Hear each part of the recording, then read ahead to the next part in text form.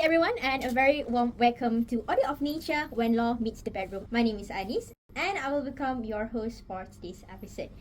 And today, we are diving headfirst into current intercourse against the order of nature. And joining me today, we have Miss Hushan, also Miss Rashini. And let's not waste our time.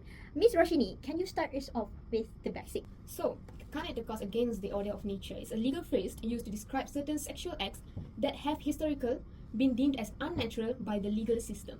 That includes acts like anal sex, oral sex, and particularly between individuals of the same sex. Although the language doesn't limit to any particular gender or relationship. And here's the shocking part for many people. Even if the act between two consenting adults, it can still be classified as a criminal offense. And that is under the Malaysian law. Consent in these cases does not provide legal protection. So the laws like, I see your consent, I raise you 20 years in jail. So let's zoom in on the words for a moment. Carnal comes from a Latin word which means carnalis, meaning of the flesh. It refers to bodily sexual act. Meanwhile, against the order of nature is a value-loaded phrase, suggesting that these acts go against what was traditionally believed to be neutral or morally acceptable way of engaging in sex. In other words, penetrative vaginal sex for procreation. But what's natural? Who defines nature? That's where the debate begins. And honestly, where the law starts to feel like it's walking a fine line between moral policing and justice. I love that you brought that up. Because like sometimes the law is not created in a vacuum. It reflects social, political, and religious norms of its time. So how did we get here, and why do laws like this exist in the very first place? That's actually a really great question. So let's buckle up. It's a little history time. So the origins of this law can be traced back to the Burglary Act of 1533 in England, introduced during King Henry VIII's rule. At that time, England had just split from the Roman Catholic Church, and there was growing push to regulate morality through legislation. Burglary, which loosely referred to anal intercourse, was seen sinful and was even criminalized as an act against the will of God and man. When Britain began colonizing different parts of the world, it brought a legal system along. And that's how this moralistic law ended up in Malaysia, a former British colony. And the most interesting, or troubling even can say, part is that even Britain has since decriminalized these acts. Many of its former colonies, including Malaysia, still enforce these colony era laws today. Yeah, exactly like what Ms. Roshini said just now. And if we fast forward to the recent decades, Malaysians has seen one of the most politically charged applications of this law, which is the Anwar Ibrahim trials.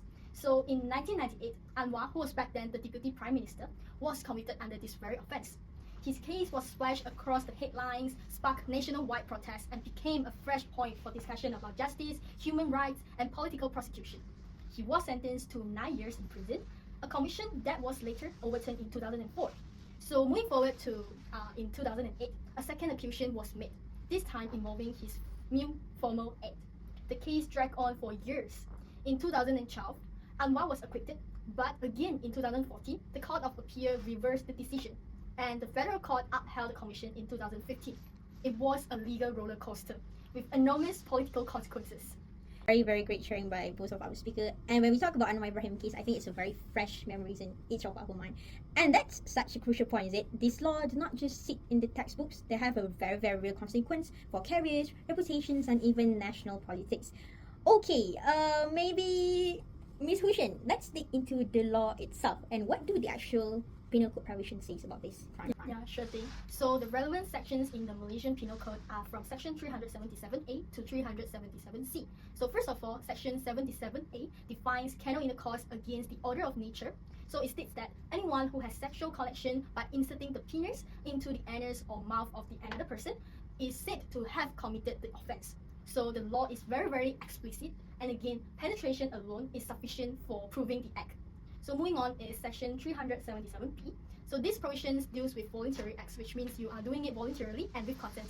So if you are doing this act, section 377A with consensually, so the punishment is up to 20 years in prison, and the offender shall also be liable to whipping. And lastly is section 377C.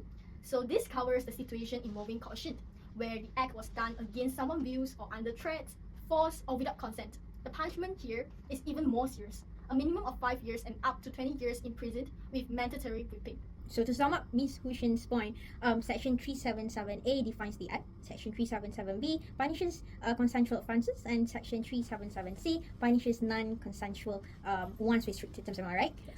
And thank you so much to both of our speakers today, Ms. Hushan and Ms. Rashini, for helping us to explore this topic from every angle, legally, historically, ethically, and socially. And to our amazing listeners, thank you so much for tuning to this extended premiere of Order of Nature When Law Meets the Bedroom. If you found this helpful, insightful, or thought-provoking, don't forget to follow us for more content like this. We have got upcoming episodes lining up for criminal justice, family law, legal reforms, and yes, more bedroom laws too. I'm Anis, and this was Law in Practice, where we bring the law out of the courtroom and into real life. See you again. Bye!